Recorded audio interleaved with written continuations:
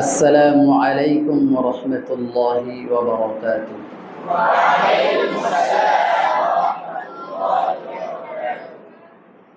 ভালো আছেন আপনারা সবাই?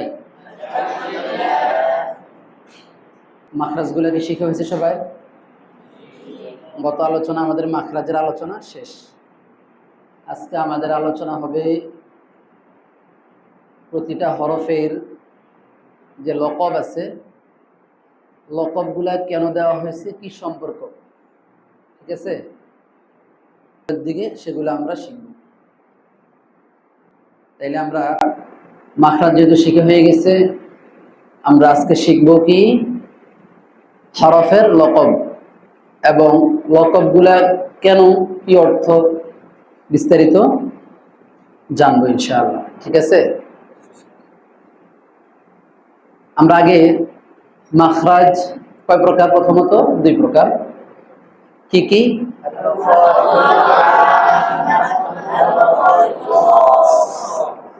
আল মাখারিজুল আম্মাহ কয় প্রকার? কি কি? হলক, লিসান, শাফাতান, খায়শুম। আল মাখারিজুল আম্মাহ কয় প্রকার? দুই প্রকার। মাখরাজ মুহাক্কাক, মাখরাজ মুকদ্দার। আল মাখারিজুল খাসসাহ কয় প্রকার? 17 প্রকার। কয় প্রকার? আল মাখারিজুল আম্মাহ কাকে বলা হয়? ওদের এটা আমি বলি নাই আলোচনাতে।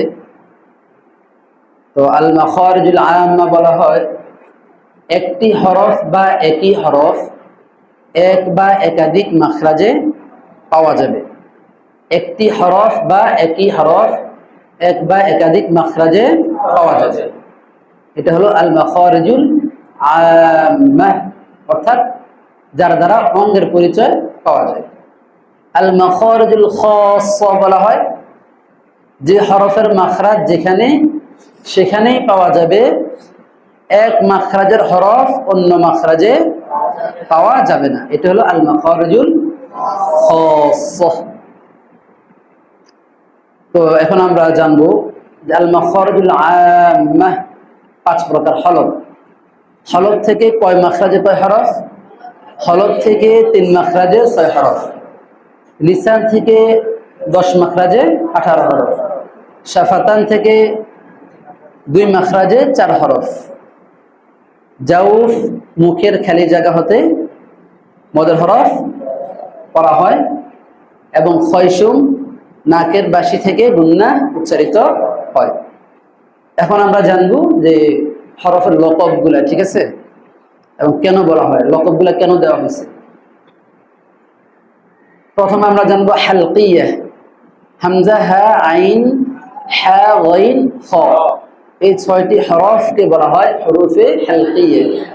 হালকিয়া কেন বলা হয়? যেহেতু এই 6টি হরফ হলক থেকে উচ্চারণ হয়। হলক থেকে কি হয়?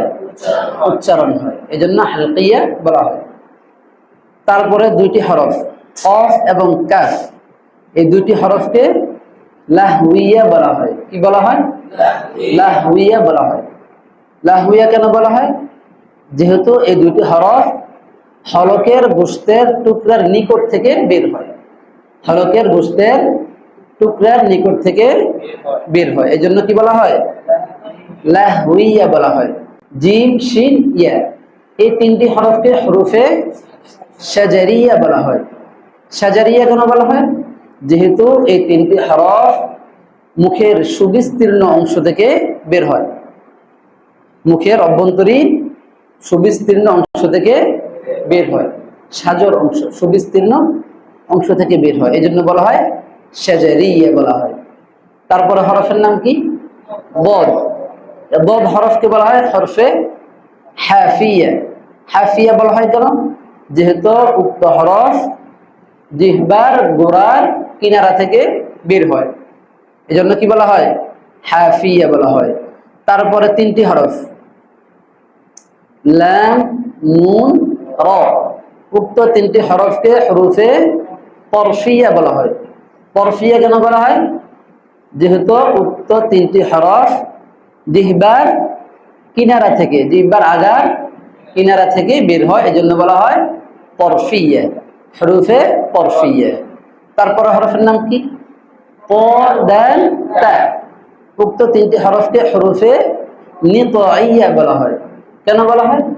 যেহেতু উক্ত তিনটি হরফ উপরের তালুর গর্তের নিকট থেকে বের হয়, এজন্য হরফে কি বলা হয়? নিতাইয়া বলা হয়। ঠিক আছে। তারপরে হরফের নাম কি? ওয়া, জাল, সা। উক্ত তিনটি হরফকে হরফে লিসাউইয়াহ বলা হয়। লিসাউইয়াহ কেন বলা হয়? যেহেতু উক্ত তিনটি হরফ সানায়া উলিয়া দাঁতের আগার সঙ্গে কি রাখে? সম্পর্ক রাখে, এই জন্য কি বলে?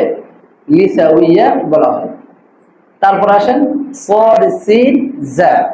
উক্ত তিনটি হরফকে হরফে সফিরিয়া বলা হয়। উক্ত তিনটি হরফকে কি বলা হয়? সফিরিয়া বলা হয়। কেন বলা হয়? যেহেতু উক্ত তিনটি হরফ আদায় করার সময় চড়ুই পাখির ন্যায় আওয়াজ হয়, চড়ুই পাখির ন্যায় আওয়াজ বের হয়, এই জন্য কি বলে? এটাকে হরফে সফিরিয়া বলা হয়। তারপর হরফের নাম কি? ফা।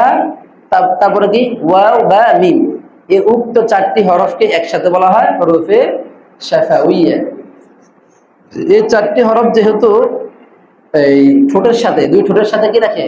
সম্পর্ক রাখে, এজন্য বলা হয় শাফাউইয়া বলা হয়। মদ হরফকে বলা হয় জাওফিয়া। কি বলা হয়? জাওফিয়া। যেহেতু এটাকে আবার হাওয়াইয়াও বলা হয়, যেহেতু মদের হরফগুলো কি মুখের অভ্যন্তরীণ জায়গা থেকে আদায় হয়, মুখের খালি জায়গা থেকে বের হয়ে যায়, অর্থাৎ হাওয়ার মাধ্যমে কি হয়ে যায়?